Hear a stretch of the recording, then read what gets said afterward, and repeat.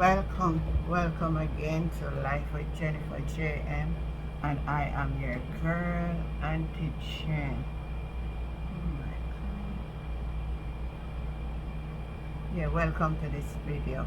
Yes, again we'll be looking at the recent development, and in my last video we spoke about what I think the verdict would be in the cartel trial. Now the Privy Council has handed down their verdicts. I am going to let you listen to the verdict that was handed down. Take a listen to this.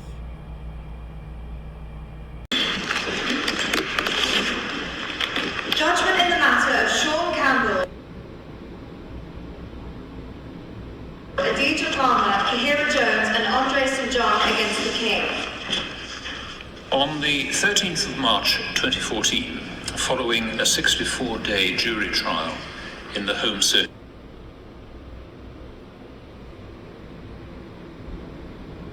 Court in Kingston, Jamaica, the appellants, Sean Campbell, Adidja Palmer, Kahira Jones and Andre St. John, were convicted of the murder of Clive Lizard Williams, to whom I shall refer as the deceased. At trial, the prosecution case was that the deceased and another man, Lemar Chow, had been given two unlicensed firearms belonging to Palmer for safekeeping. On the 16th of August 2011, Campbell summoned Chow and the deceased to Palmer's house after they had failed to comply with Palmer's deadline for returning the weapons.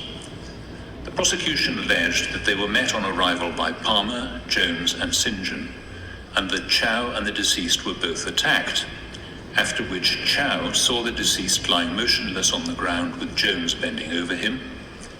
Chow escaped, but the deceased was never seen again. Police attended Palmer's house on the 22nd of August 2011. They noticed the house smelled of disinfectant. On the 25th of August, they cordoned off the perimeter wall, treating the premises as a crime scene. When they returned on the 27th of August, they found that the entire interior of the house had been destroyed by fire.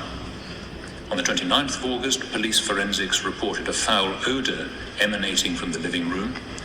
On a further visit on the 30th of September, it was discovered that the rear of the house had been demolished.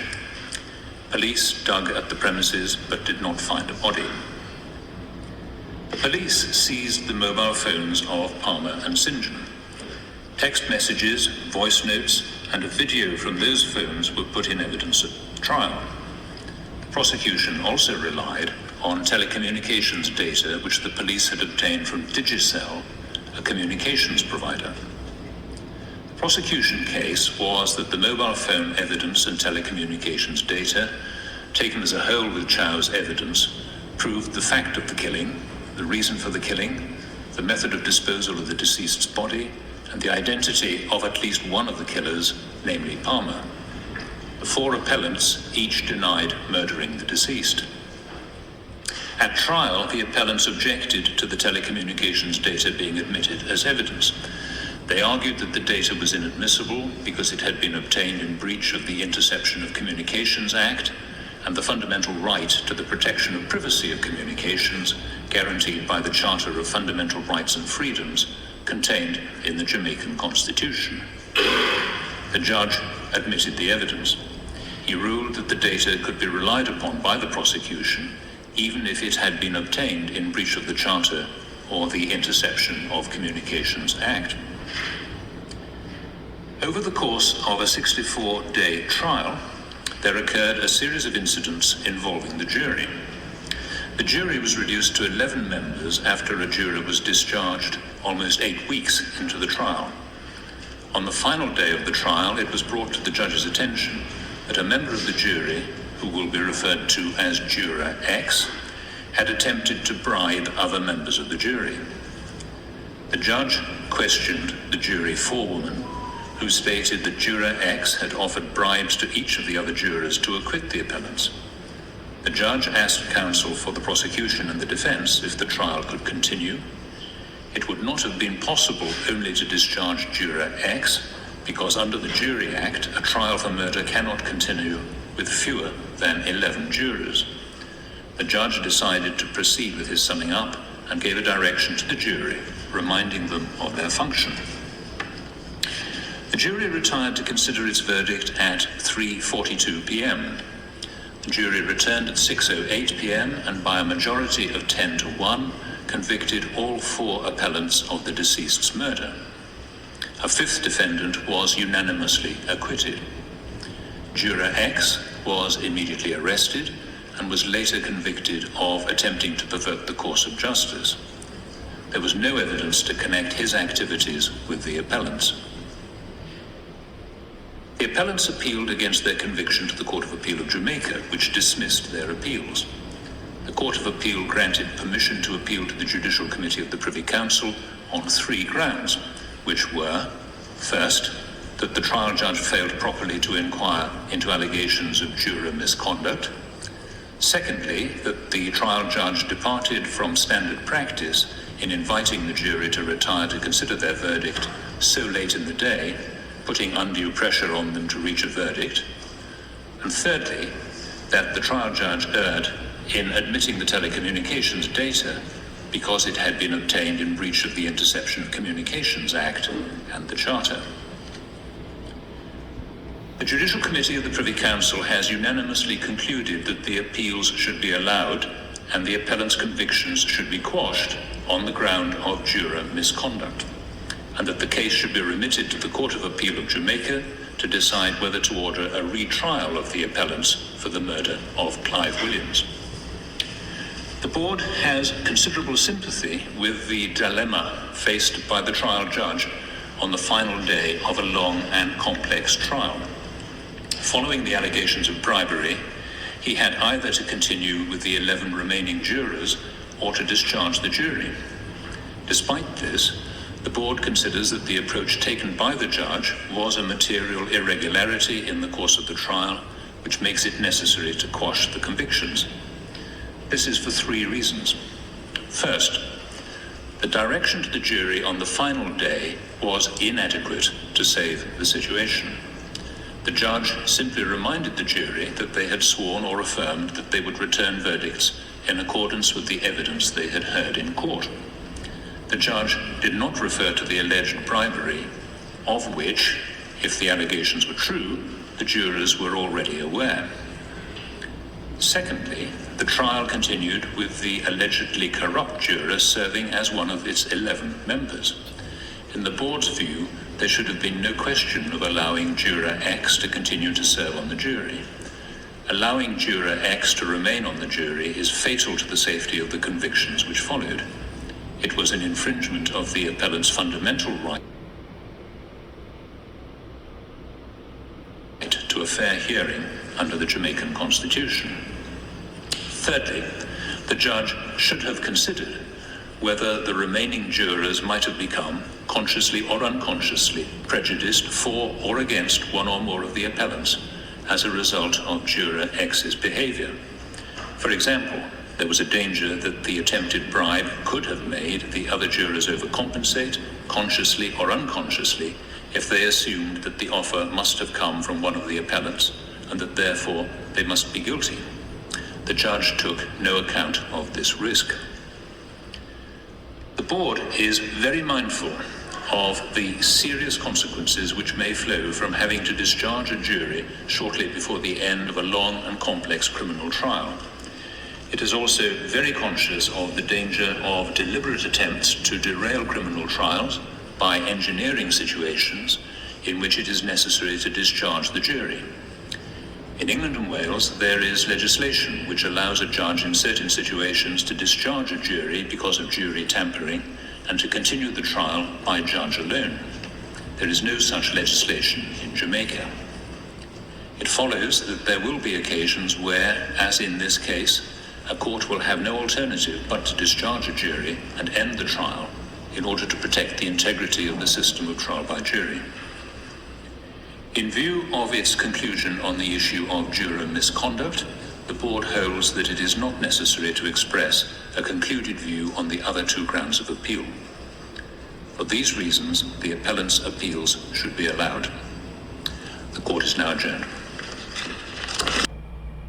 So you hear what the court in the UK have to say about why they came to this decision to quash the case and to send it back to Jamaica Supreme Court. So they have two choices, to either a retrial or set the people them free. But I would like to listen to what some of our Jamaican lawyers and experts have to say on this new development. Listen to this. The point is, as the judge said, the Court of Appeal is now going to decide if Kartel and the other three are going to be tried again.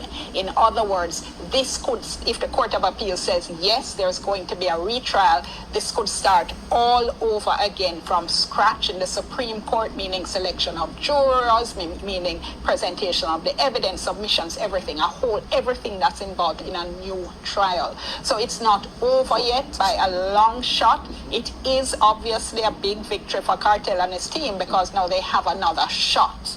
But we have to wait for the Court of Appeal to see what it is they're going to decide, if they're going to say this needs to go to a retrial or not. If there's no retrial, then they would go free. But if there is a retrial, then the question is going to be, are they going to get out on bail or are they going to be held pending the retrial? So there are a lot of issues yet to be decided. Able to go to the Privy Council based on the reaction of the judges where the arguments were proceeding. You are confident that they were very upset about the jury point, that the judge allowed a juror who is allegedly trying to bribe the jury, allowed him to sit and continue to deliberate, that he sent them out 17 minutes to 4 after 64 days of trial. That was huge pressure on the jury. And the Director of Public Prosecution infused herself in his chambers and encouraged the judge to keep the juror who was allegedly bribing and to render a verdict with the bad apple. So this is a day for us to see whether it is right for a prosecutor, the chief prosecutor, to encourage a judge to keep a juror who has been bribing the others. So we're going to see what's going to happen today, whether justice will prevail, and there'll be a pronouncement on the wrongness of that. We're hoping that there will be no retrial, of course, that's one of the options, and we're hoping that they'll be free. But I remind you that my client is Sean. So you have heard what our experts have to say. I also noticed that some people in the area of Waterford, which is called Gaza, were celebrating, but right at this time, it's a plus for the lawyers who represent the whole case issue. It is showing up that there are flaws, serious flaws in our justice system. Not a good look on the government or the court system. And I think all Jamaicans are anxiously awaiting to see what the Supreme Court decision will be, and all eyes are out. So I'm going to show you a little clip with the jubilation of some of the folks over in Waterford. Him a free! Him too good! So you didn't get the message? Him is a good man! You didn't get the message to him? Yes! We get the message to him! We get the message to him! I got his good! All the children them love him! And a little bit him doing here! Him do a lot for me! God is good! All the time! We're not the last eye. We're not broke, we're not hungry again, we're nice again, and be a class now we're good again. Pick up the vibes, and we're again and you. So there you have it, my viewers and my subscribers. We can continue the dialogue. Let me hear what you have to say on this new development. And what you think again, because we still have to be thinking. What will be the ultimate result? What do you think? Free or retrial? And the conversation continues. I'm your girl Auntie Jen, and we'll catch you next time. Remember, if you don't like and share and subscribe, do it now. Do it now. I'll catch you next time. Bye.